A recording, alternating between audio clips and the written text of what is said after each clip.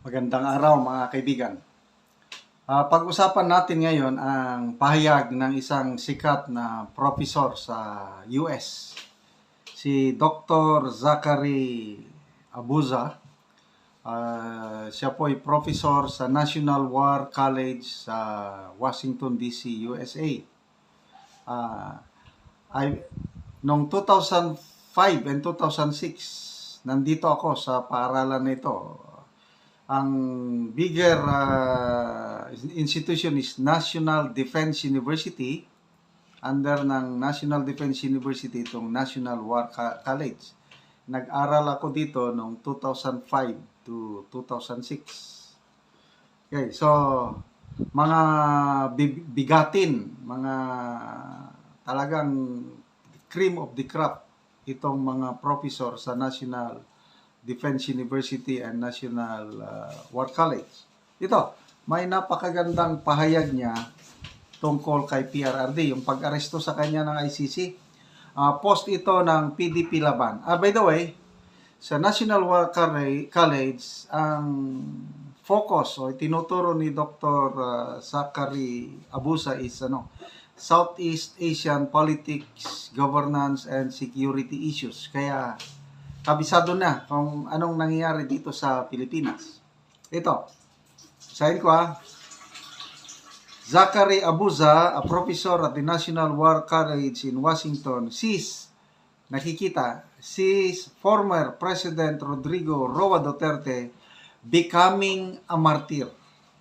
If he were to pass away in the possible lengthy legal proceedings the International Criminal Court has set for his trial on alleged crimes against humanity. Ito yung exact statement niya.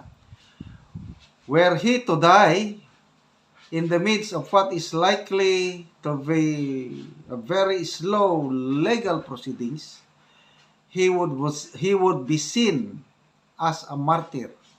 His daughter already is, the respected professor said. Wow! Hindi basta-basta itong purihin ka ng mga professor sa National War College. Ulitin ko, I've been there.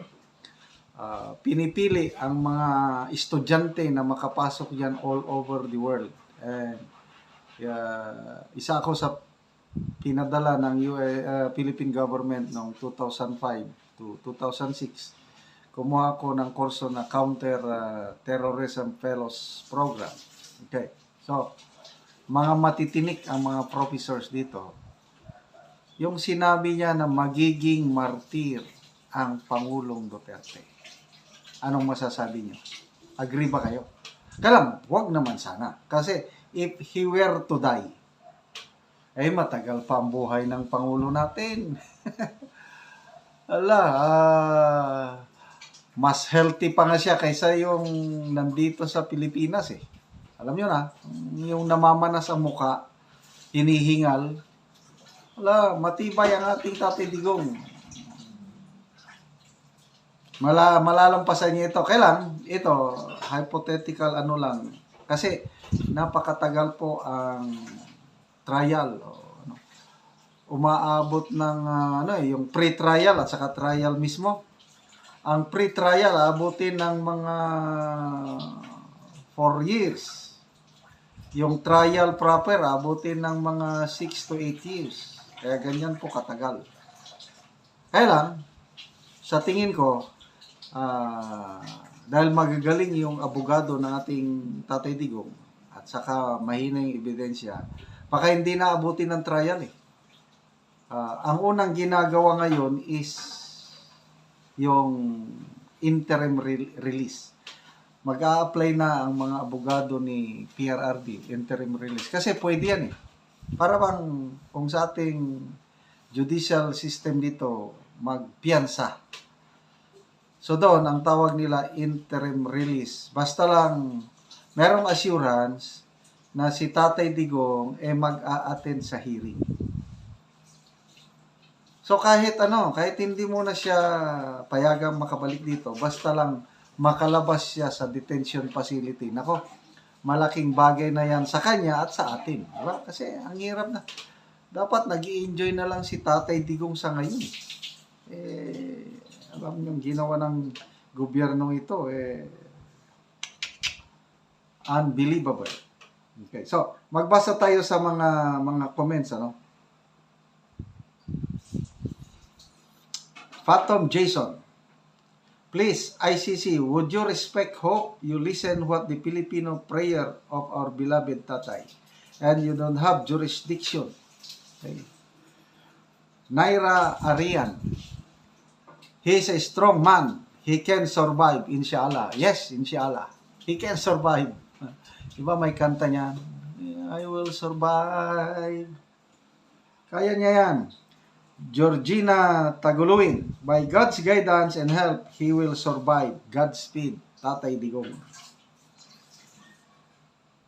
P. Calao Reyes, President Duterte may not be perfect, but during his legacy, he devoted all his time for us Filipinas, and for me, he is one of the best president in the Philippines. Sa akin, hindi lang one of the best, he is the best. Tatlo yung para sa akin na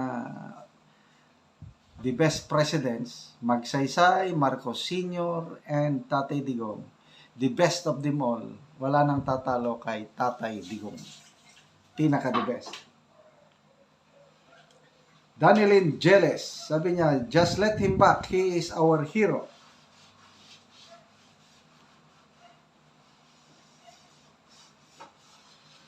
Joy Madrid Sasam, yes, he is martyred for the sake of the Filipino people. He sacrificed his life and he suffered for the sake of his countrymen. Carolina Panaligan, Duterte, Philippines country, that's my heroes, very loving leader. Priscilla Pen, there's truth in that, but praying PRRD can go home to be with family. Hindi lang yung immediate family, kundi tayo. Sana magkaroon na ng interim release. Basic Galyesa Valles, he is loved and cared by millions of Filipinos and law-abiding citizens in the Philippines until now and all over the world. Please bring him home soonest. Yes, he will survive. Makakabalik ang ating Tatay Digong. Just be positive. Mga kaibigan, salamat sa inyong pagtangkilik sa ating channel at nakakatulong kayo ng malaki sa Tribong Talandig dahil ang sweldo natin sa channel na ito is pantulong sa tribo. Namimigay tayo ng libreng yero at pako para ma-repair ang sira-sirang bahay ng Talandig.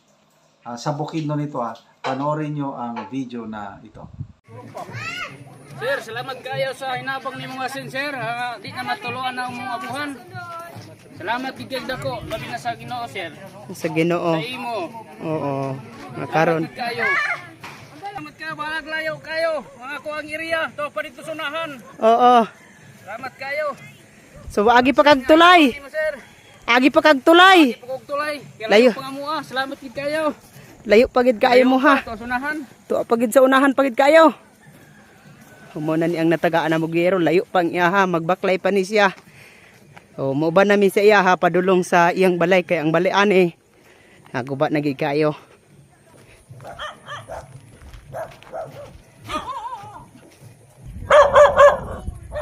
Sir, ang balay, dul-dul na. Dol-dol na gid imong balay kol. Dul-dul na. O naman na siya. O, abot ragyod. Taliwala sa kalayo, abot ragyod. Abot, hangak, malaghangak, basta na ay nabang. Basta na natabangan ugero. Umuna ni ang balay ni Angkol. O gisandig na gyud. Ang round timber. Oo. Mga round timber. So muna ni siya ang iyang balay. Kuba na gid kayo ang yero. Nagbibitay na. Wala gid ni, gubat na gid na ni. Oo. Salog. Parti salog.